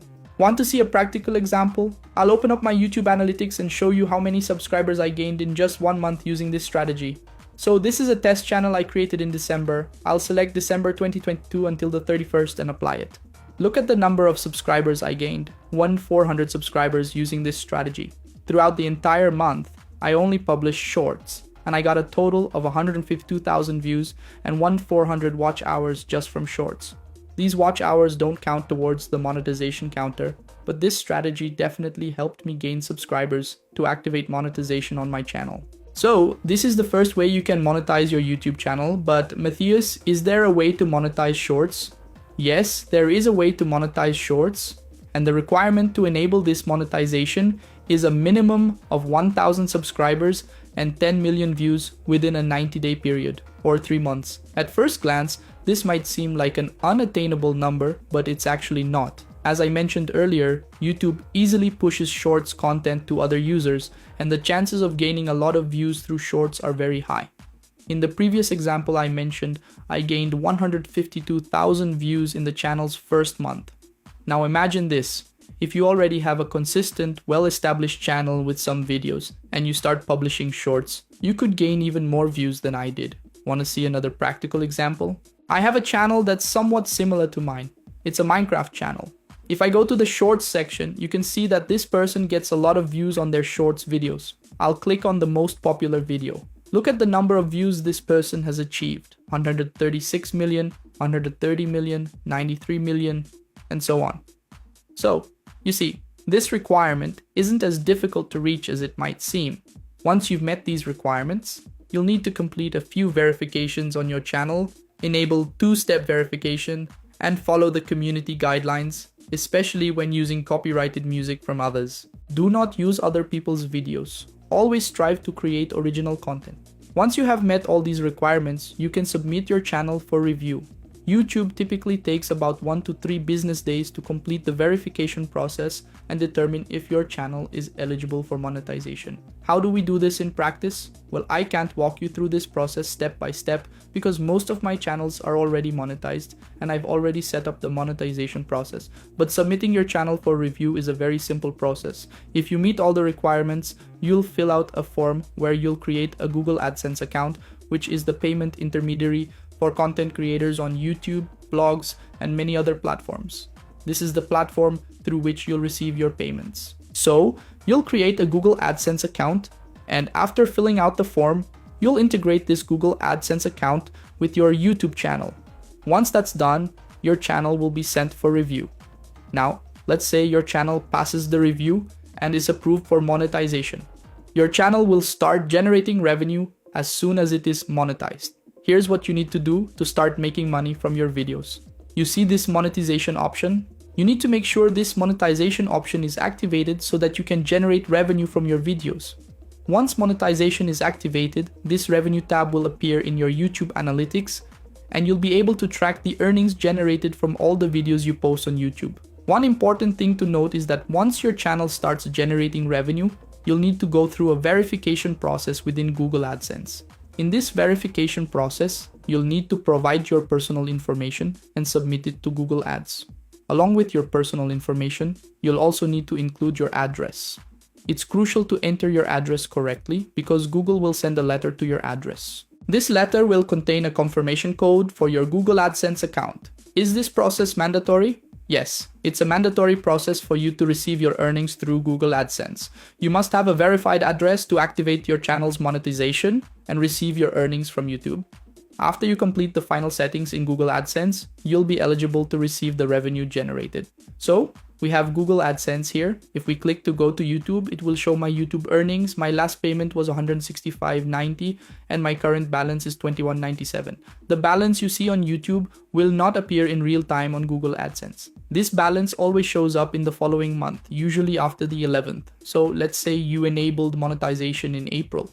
You'll only be able to see the revenue you generated in April starting in May after the 11th. After the 11th, the revenue generated from YouTube will appear here in Google AdSense. So how do I transfer this payment from Google AdSense to my bank account? Google AdSense payments are made automatically starting from the 21st, and it may vary. You could receive the payment on the 22nd, 23rd, 24th, or at the latest on the 25th. You will only receive this payment on business days. That's why the payment window extends from the 21st to the 25th. But how do you receive this payment from Google AdSense? Well, you can use your own bank, and depending on your country, you may need to use an intermediary platform to receive these payments. That's all for this lesson. I hope you enjoyed it, and I'll see you in the next one. Take care and thank you. Alright everyone, in this lesson, I'm going to show you some additional income streams that you can generate alongside YouTube monetization, even if your channel isn't yet monetized. You might be wondering, Matthias, do these income sources also apply to channels that have already reached monetization? Yes, they absolutely do. These are income streams that you can start using right away. In fact, some of them can even generate more revenue than what you earn through YouTube AdSense. So to get started, I've created this mind map to present to you the alternative income sources you can explore alongside YouTube AdSense. The first alternative source of income is through partnerships and sponsorships with companies. How does this work in practice? Creators can establish agreements with companies to continuously promote products or services, earning a fixed income or commissions. In other words, if you've already gained some visibility with your channel, it's crucial to seek out partnerships to promote on your channel. Sometimes companies might even reach out to you to form a partnership. This can be an excellent additional income source to implement alongside YouTube. I imagine some of you have seen channels that occasionally promote a company. This is likely happening through sponsorship deals, and it's a great way to earn income outside of YouTube itself. Another alternative income source is through referral links. But what are referral links, Matthias? Basically, creators can participate in referral programs where you promote products or services in your videos, earning commissions or rewards when viewers sign up or make a purchase through your referral link. In other words, a referral link is essentially a referral system where when you invite someone to a platform or service, you can earn either a percentage commission or a specific amount for each action that person takes within the platform or service you're recommending. This is a very effective way to generate income from your YouTube channel without relying solely on AdSense. If you decide to implement this referral link strategy, you should align it with the niche you're working in so that it makes sense for your audience to sign up for the service you're promoting. I can give you some examples that I've personally implemented using referral links, so you can get a better idea. For instance, one of the referral links I've used is for a cryptocurrency exchange platform where you can buy and sell cryptocurrencies. I once had a YouTube channel focused on cryptocurrencies and investments. So in some of my videos, I promoted this exchange platform by sharing my sign-up link.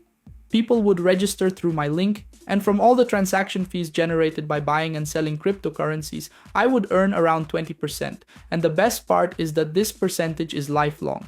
I did this for a long period, focusing heavily on cryptocurrencies.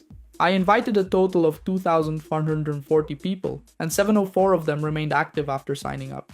Below that, you can see my earnings. The amount in Bitcoin reflects what I earned just by doing this. So I'm going to convert this Bitcoin amount into dollars, so you can see approximately how much I earned in that year. I have a Bitcoin to dollar converter here, and I'll paste the exact amount of Bitcoin I earned during this period for you to see how much it is in dollars.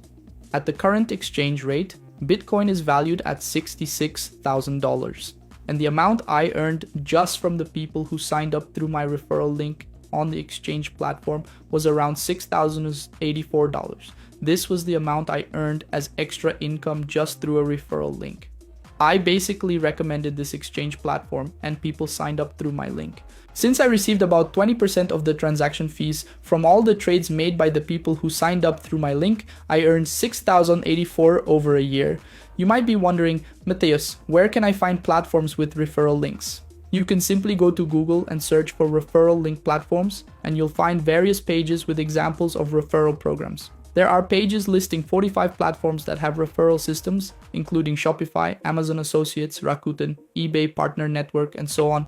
For example, the Airbnb platform allows people to rent temporary homes, and if you invite people through their referral program and they book a rental, you can earn a commission. If you search, you'll find even more income sources. A very popular referral link was from TikTok, which exploded during the pandemic from 2020 to 2021. Another popular one was from Kwai, and so on. So, researching platforms with this type of referral system is great to implement on your YouTube channel. Returning to our mind map, the third income source is through affiliate marketing. What is affiliate marketing, Matthias? Basically, creators sign up for affiliate programs, promote products or services, and earn commissions on sales made through their affiliate links. How does that work, Matthias? I'm not sure I understand. Affiliate marketing allows you to sign up for a specific product, whether it's physical or digital, and promote it. For every sale made through your link, you'll earn a commission. For example, you can become an affiliate with Amazon and promote books. If people buy those books through your link, you'll earn a commission. Let's say you promote a book with an affiliate link for $10 and the commission per sale is 30%. You would easily earn $3 for recommending that specific product. It's a system similar to referral links, but instead of promoting a specific platform, you're promoting a product, whether it's physical or digital. How do I find affiliate platforms to promote products on my YouTube channel? You can search on Google as well. When you type in affiliate platforms, you'll find various sites. For example, this specific page shows different platforms that have affiliate programs. There are programs like Shopify Collabs, Share a Sale, Awin, CJ Affiliate, ClickBank, and so on. Personally, I use a platform called Hotmart, which is popular in my country. I use it to promote digital products on some of my YouTube channels. Let me give you a practical example. I have a YouTube channel where I make sales through affiliate products on the Hotmart platform. In the last 7 days, I've earned $568 just from affiliate sales selling digital products. These digital products include courses, ebooks, recurring subscriptions like mentorships, and many other things. In my case, I made 56 sales, and these 56 sales were primarily from courses with lessons and modules. This is another way to earn money from your YouTube channel without even monetizing it through ads. Returning to our mind map to present parallel income sources on YouTube, we also have product sales. Matthias, weren't you already talking about product sales? Yes, I was talking about product sales, but specifically in the context of affiliate marketing, where you're selling other people's products instead of your own. But in this case, we're talking about selling your own products. These can be digital products or physical products. For example, in digital products, if you have expertise in a specific niche where you've already built authority, you can develop courses, create ebooks, set up a subscription service platform, or even sell your own mentorship. This is an example of digital products you can develop on your YouTube profile, which you can then promote and generate income from. As for physical products, they can be anything you come up with. I've seen many YouTubers selling t-shirts, mugs, and other items. Let me give you an example of a close friend. He has a YouTube channel where he creates things from scratch, almost like an engineer. He started selling electronic toy cars that he assembled himself, powered by solar energy. This is an example of a physical product idea, but remember, the product idea should be related to your channel's content. Another source of income is faceless channels, channels where you don't need to show your face. These can be about cooking, documentaries, history, economics, investments, soccer, news, TV shows, podcast clips, and more. Faceless channels are a great income source, and by applying this strategy alongside the other income sources mentioned, you can further maximize your earnings online. In conclusion, you can also receive external donations similar to Super Chat, but using external streaming platforms through PayPal, where you receive the full amount of the donation and so on. These are the parallel income sources to YouTube monetization that you can put into practice. Analyze your channel's niche and assess whether it makes sense to implement these strategies. I hope you enjoyed this lesson. See you in the next one. Best regards, take care. Alright everyone, now let's move on to the practical parts with ChatGPT. In this lesson, I'm going to show you how to get insights and video ideas using ChatGPT. Here in the chat, you can do the following. Send this prompt to it. Say something like, can you suggest 5 video ideas for a YouTube channel about, and here in this theme option, select your channel's theme. I'll use digital marketing as an example. I sent this message to ChatGPT and I received the following response. The first video idea for a channel about digital marketing that it suggested was Beginner's Guide to Digital Marketing, Key Strategies for 2024. Another idea was how to create a successful social media campaign. There's also best SEO practices, how to rank higher on Google in 2024, and so on. If it gets the year wrong, that's normal because ChatGPT has limited knowledge up to a certain date, and if it's outdated, you can update it. However, in the Plus versions of ChatGPT, it stays more up to date. Another prompt you can send to ChatGPT to get insights and video ideas is, give me viral video ideas for a YouTube channel about, and here you fill in the theme as well as some more detailed characteristics about your channel. I'll fill it in with a channel about digital marketing. I make videos about affiliate marketing, paid traffic on Facebook ads, new trends, and much more. In addition to describing my channel's characteristics, I also describe some types of videos I've recently made. I sent this prompt to ChatGPT and received the following response. The first idea is I tried TikTok ads for a week, a video where I could do an experimental video showing how I use TikTok ads and whether it's worth it or not. Hacks for Facebook ads, how to generate $10,000 in sales in 30 days with Facebook ads, and so on. If we look below, there are even more video ideas. So those were the video ideas I was able to generate with ChatGPT. Besides regular videos, you can also create variations of videos. You can make short videos like those on TikTok or Reels with a duration of 30 to 60 seconds. You can take the same prompt and modify it for a video on TikTok, Instagram Reels, or YouTube Shorts, depending on the platform where you plan to publish it. Say something like, give me viral video ideas for a channel on TikTok, Instagram, Reels, YouTube Shorts about, and describe your channel's theme and some more detailed characteristics. I'll put digital marketing and send this message to ChatGPT. There you go. These were the viral video ideas for YouTube Shorts that it suggested.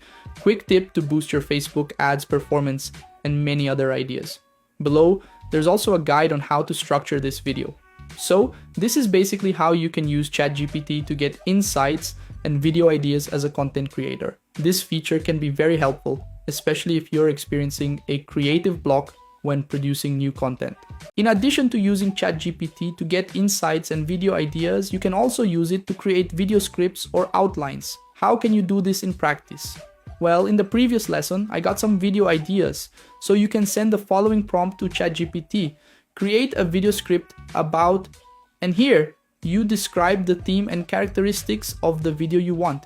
For example, in the previous lesson, ChatGPT gave me some viral video ideas related to digital marketing. I can ask it to generate a video script. Let's use one of the example videos. Top 10 digital marketing tools you need to know about. I'll highlight some key characteristics of this idea. So I'll input top 10 digital marketing tools you need to know about and include some key details to help it generate the best script. I'll send this message to ChatGPT. And here's the video script that ChatGPT created. So the video would start like this. Hey everyone, welcome back to our channel. If you're serious about digital marketing, you need the right tools in your arsenal. Today we're counting down the top 10 digital marketing tools you need to know about. Let's dive in. Below that, it organized the main topics I would cover throughout the video. This is how the script I requested from ChatGPT turned out. Another way you can create a video script with ChatGPT is by sending the following prompt. Create a detailed script for a YouTube video about, and then describe the video's theme and some characteristics. I'll make the same request as before, but this time I'll ask for a more detailed script. I'll input top 10 digital marketing tools you need to know about and send this message to ChatGPT. Here we go everyone, this is the more detailed video script that ChatGPT generated. The introduction is quite similar to the previous one, but it's more comprehensive. Comparing the following parts of the script, you'll notice that it's even more complete. Another type of script you can generate with ChatGPT is a bullet point outline. I don't know if you're aware, but every content creator follows a script, whether it's a written script like the one ChatGPT generated or a bullet point outline. You can also create bullet point outlines with ChatGPT. Send the following prompt. Create a video outline with the key points I should cover and describe the video's theme and its characteristics. I'll use the same theme and characteristics as in the previous video, top 10 digital marketing tools you need to know about. Let's see which key points it highlights. Here's how my video outline turned out. The first point is the introduction, the second is the content. Briefly introduce the topic and purpose of the video. Mention that you will be covering the top 10 digital marketing tools, highlighting their features and benefits. And then it goes tool by tool. This is how our bullet point outline looks. In addition to these methods for creating scripts with ChatGPT, there's a strategy you can use, mentioned in previous lessons, called prompt priming, where you ask ChatGPT sequential questions and then have it arrive at a final question. I'm going to start a new conversation with ChatGPT and ask, my video idea will be the same. Top 10 digital marketing tools you need to know about. I'll ask ChatGPT exactly this before asking it to create the script. What are the best platforms for digital marketing? The response I received was as follows. The best platforms for digital marketing vary depending on your goals, target audience, and type of business. Here are some of the top digital marketing platforms across different categories. And below, it listed each type of platform by category. Now, I'm going to write the following, a sequential question related to this topic using prompt priming. Is it possible to earn money using all platforms? Scaling my business? This is a sequential question. The response I received was, yes, it's possible to earn money by using multiple digital marketing platforms and scaling your business effectively. Here's how you can do it. And below, it listed how I could do this process in practice. Now I'm going to ask my final question. Since I've trained ChatGPT through sequential questions, I'll use the same prompt. Create a video script about top 10 digital marketing tools you need to know about. I'll send this message to ChatGPT. Look at how the video script turned out, with an even more complete script. After all, I trained ChatGPT using prompt priming, and it understood the type of response I wanted based on my previous questions. But Mateus, the scripts that ChatGPT generates for me seem too formal. I'd like to create a script that matches my speaking style. No problem, you can create a video script using your own tone of voice. How can you do this in practice? You can send the same previous prompt specifying that you wanted to create a script. You'll define the theme and characteristics of the video. Then press Shift plus Enter and add using the same tone of voice as the video script below. Press Shift plus Enter again, and at this point you'll need to provide at least a draft of a script you've written manually before. You can send this script to ChatGPT. So I have this script from another lesson. I'll paste it below. Take a look at this script. Will it use my same tone of voice from this script to create a new one?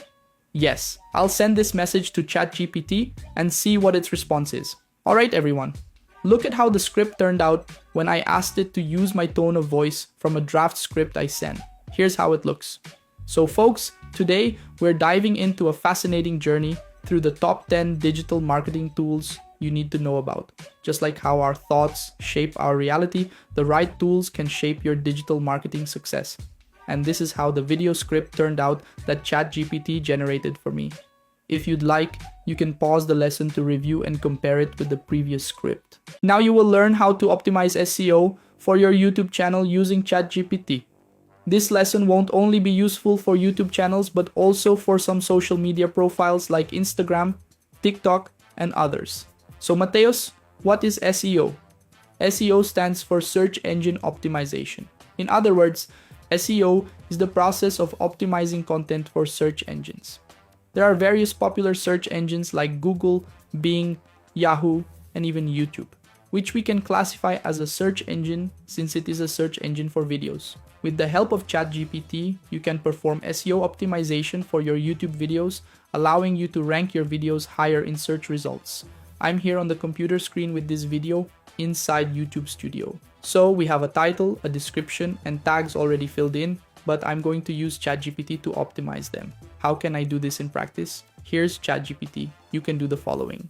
Let's say you want to optimize your title. In ChatGPT, you can use the following command. What would be good SEO-friendly titles for my videos about? And in the theme, you describe the main topic of your video. I'll input the main topic of my video. Earn more than $20 per day with passive income online. I'll take this title, which is my theme, paste it into ChatGPT and send this message. Here are the SEO optimized titles that ChatGPT generated for me. How to earn $20 daily online, top passive income sources, another title. Make 20 pows every day with these passive income strategies, another title. Daily $20 income online, best passive income ideas for 2024, and so on. In my case, I'll use this specific title, but instead of 5 sources, I'll just include income sources. How to earn $20 daily online, top passive income sources. Now, you can create a good description to optimize for SEO. You'll write the following command. Can you help me create an SEO optimized description for my video about and describe the theme? I'll use my title, How to Earn $20 Daily Online, Top Passive Income Sources. I'll send this message to ChatGPT and let's see what description it generates. This was the description it created for me. Unlock the secrets to earning over $20 daily with passive income sources on the internet. In this video, we'll dive into the best strategies and methods that can help you generate a steady stream of income without constant effort. Whether you're a beginner or looking to expand your current online earnings, these tips and tricks are perfect for anyone aiming to achieve financial freedom. And more content below. So, this is how the description that ChatGPT created for me turned out. I'll make this change in the video description option, paste the description it generated, and save it to continue. Another SEO optimization task for your description is optimizing through hashtags. This significantly increases your video's reach on the YouTube platform. I added 3 hashtags which are also good. Just passive income, just earn money online, just digital marketing. These tags were also generated by GPT. To generate new tags, you can do the following. Type the prompt, what video tags would be effective for my video, and describe the theme of your video. So the theme of my video is how to earn $20 daily online, top passive income sources. I'll take this same title, input it into ChatGPT, and send the message. Here are some tags it suggested.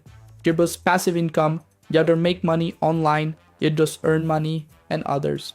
You can choose at least 3 hashtags to optimize your videos for SEO. It's important to note that these hashtags are also very useful on other social media platforms like TikTok, Facebook, Instagram, and others. You can use these hashtags to optimize your videos for SEO as well. Another SEO optimization task you can do for your videos is in the tag section.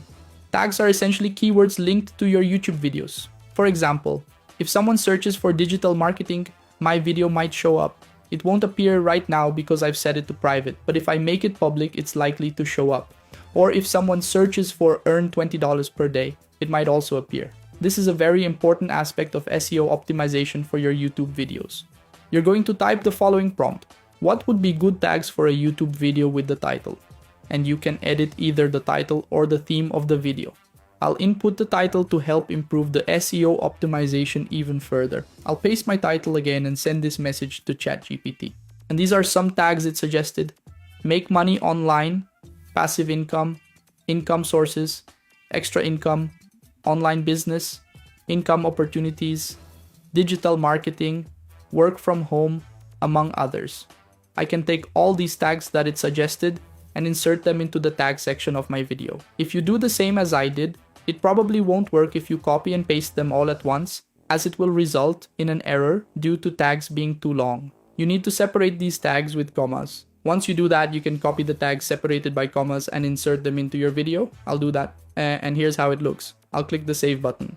Another SEO task you can also perform on your YouTube channel is in the settings option. You go to the channel option, and in the keywords section, you can insert some keywords for your channel. I'll delete the already inserted keywords and in ChatGPT, write the following prompt. Give me keywords or tags for a YouTube channel about and describe your channel's niche and some characteristics like the videos you publish and other information. I'll input a channel called Matthias Stangerlin focused on digital marketing, investment, and online business. I'll send this message to ChatGPT and these will be the keywords it suggests for my YouTube channel. You do the same. Separate these tags with commas and insert them into your channel. I'll take these tags again, paste them into the keywords section, and click the save button. These are the ways you can optimize SEO on your YouTube channel. I hope you enjoyed this lesson, and I'll see you in the next one. In the previous lesson, I showed you how to do SEO optimization for your YouTube videos. In this lesson, I'm going to show you how to create thumbnails using ChatGPT. Matthias, is it possible to create thumbnails with ChatGPT? While you can't create the thumbnail itself with ChatGPT, you can get a guide or better yet, a description of a good idea to create one. The video where I did the SEO optimization was this specific video. This thumbnail here I made using the guide that ChatGPT provided. It suggested including an image of myself, but since I didn't have one, I used a photo from another example lesson. In ChatGPT, you can type the following prompt to help formulate your thumbnail. Describe a viral thumbnail for a YouTube video about, and describe the theme and characteristics of your video. I'll define the theme and characteristics here, which are my title. I'll enter my title and send this message to ChatGPT. Instead of just describing the thumbnail, ChatGPT generated an image for me, an image that I can actually use as a thumbnail, and it turned out really good. But I'll send the following prompt: 12580x720 to tell ChatGPT that I want an HD image to use as a thumbnail. So in this way, you can generate images with ChatGPT, or better yet, create thumbnails with ChatGPT. Now I'm going to use it to describe a thumbnail so that I can create it from scratch based on its descriptions. Alright, now describe a viral thumbnail for a YouTube video about, and then include the theme and characteristics of the video. Don't make an image, and there you go. Right below, it provided some ideas on how I could create this thumbnail based on the characteristics I gave it. Based on this description, I can create my thumbnail using platforms like Canva. I can also use software like Photoshop or Photoscape to build my thumbnail. Matthias, I don't have much knowledge in design to make my thumbnail. You can use the Canva platform, which is very simple to use. You can take the characteristics of the thumbnail type that ChatGPT formulated and create a thumbnail within Canva. After creating your thumbnail, you can upload it to your video. It's important to mention that I created